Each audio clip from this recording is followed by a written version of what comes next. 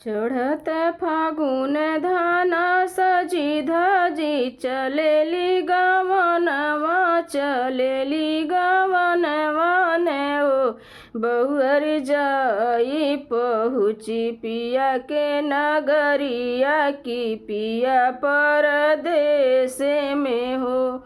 बहुअर जाई पहुँची पिया के नगरिया की पिया परदेस में हो।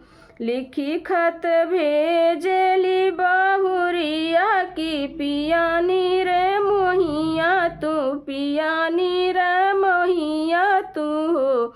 सैया आगी लाग तुहरी कमैया गोद हमरे खाली बाटे हो।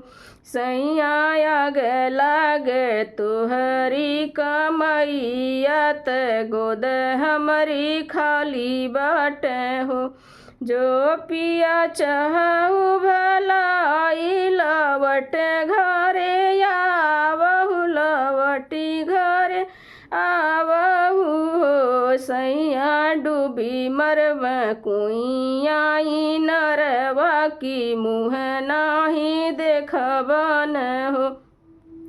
सैया डूबी मरब कुइयाई नरवा की मुँह नाही देखबन हो।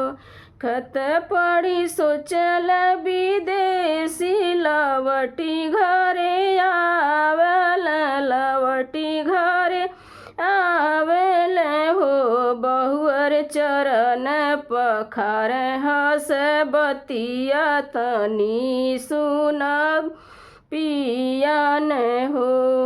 एक मास बीतल की दुई मास अवरो तीसर मास अवरो तीसर मास हो।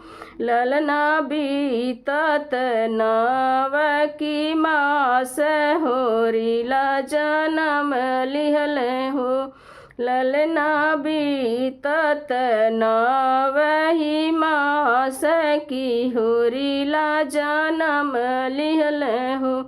चढ़त फागुन सधना सजी धजी चलली गवनवा चलली गवनवा न हो। बहुअर जाई पहुँची पिया के नगरिया की पिया परदेस में हो। बहुअर जाई पहुँच पिया के नगरिया की पिया परदेस